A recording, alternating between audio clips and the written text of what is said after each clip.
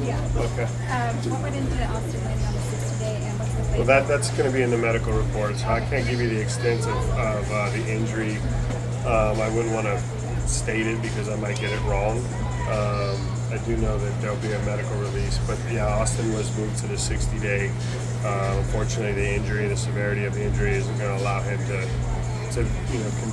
finish the season. He might be able to get back to a minimal amount of baseball activity, but again, I'd rather the medical department release the specifics to the injury. And what's the plan for Brady Basket? Brady will go into the bullpen in AAA and ease his way back into obviously more innings, but pitch out of the bullpen. So Jacob against on the ground balls today. Is this the first time, and what does it mean? How long do you think it will take? No timeline for Jacob right now, other than he's doing baseball activities. Okay. Can you talk a little more about Luis Morales yesterday, and he's going to remain in the rotation? Luis did a nice job of battling through, I think, a lot of nerves, and obviously his first start in the big leagues. You never know how that's going to go. I thought he did a phenomenal job of getting out of the first inning and going back out and throwing more strikes.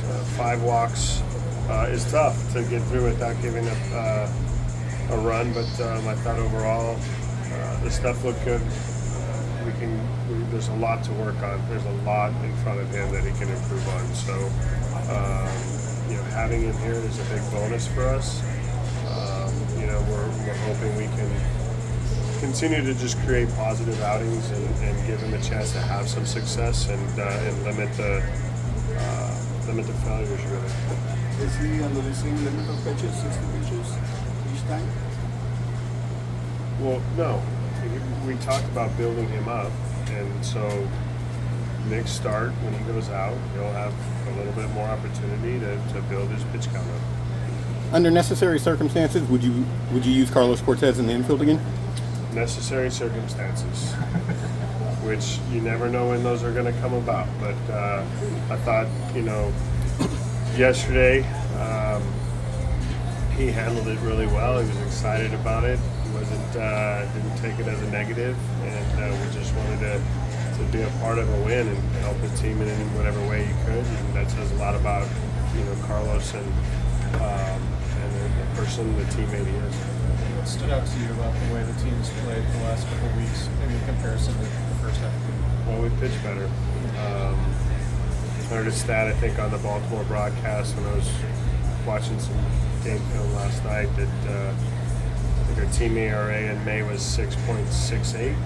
It's tough to win games when you're giving up almost 7 runs a game. And I think the change over a month now has been all about the pitching, really. Our offense has been consistent throughout the year, and it's tough to outslug when you're giving up 6 runs a game.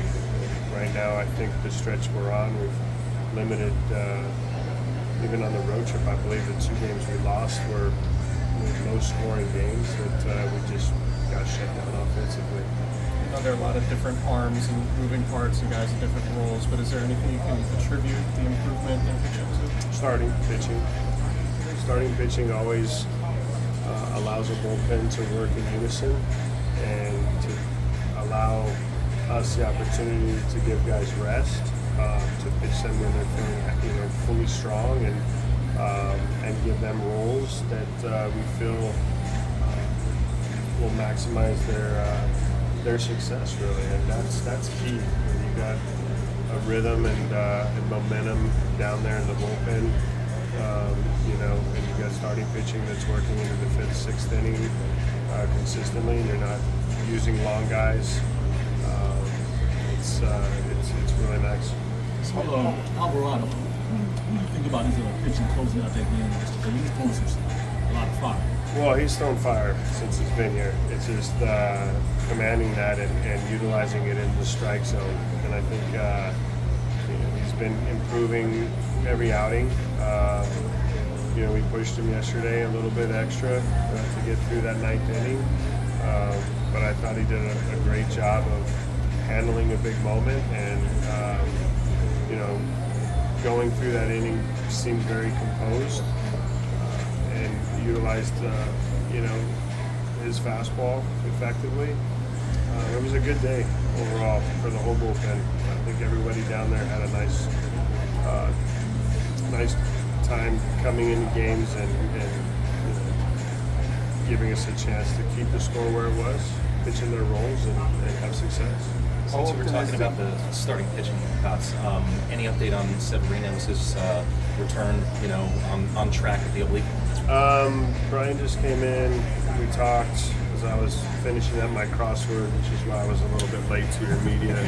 It's always an important part of my day. And then coming out here and entertaining you guys is another important part of my day. So, Ken, you'll be next. I know. I'm We'll looking forward to have it. I can't wait. Tim Korak show. But yes, Sevi is. I think we got better news than what we thought we were going to get back. And again, I'll let the release come out. But I think that there's a good sign that Sevi can, you know, possibly come back in a better than timely fashion. So. Speaking of starting pitching, with the starter tonight, Jeffrey Springs, he's had success all season. What has led to him going through lineups like he's done recently, where he's gone into fourth and fifth innings, not allowed a base runner, not allowed a hit, had games where he's only allowed 3 base runners his entire outing? The whole comment you just made to me, the first thing that comes to my mind is he's eliminating the free base. He's pounding the strike zone and getting ahead of hitters, which puts hitters on a defensive kind of mindset. And you know, I just feel like he's been on the aggression for a long time now, and that to me describes their success. Mark, there's whenever a pitcher's facing his former team or a player, there's always a little extra juice. He obviously faced them earlier this year in Tampa. How do you feel he handled the emotions of facing his former team? Did you have to coach him through it, or was it not a problem at all for him? No, he's been around the game a long time, and I think that he's got enough experience to go out and compete. And I don't really believe there was like a ton of emotion facing his other team. That'd be something that for him to kind of talk about. I don't really engage. I don't feel there's a necessity to engage players in that way when they're going against another team.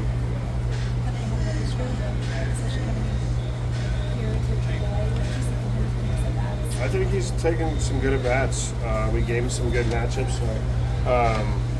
You know, we started him against the lefty. I think the game before we left on the road trip, he went 4 for 4.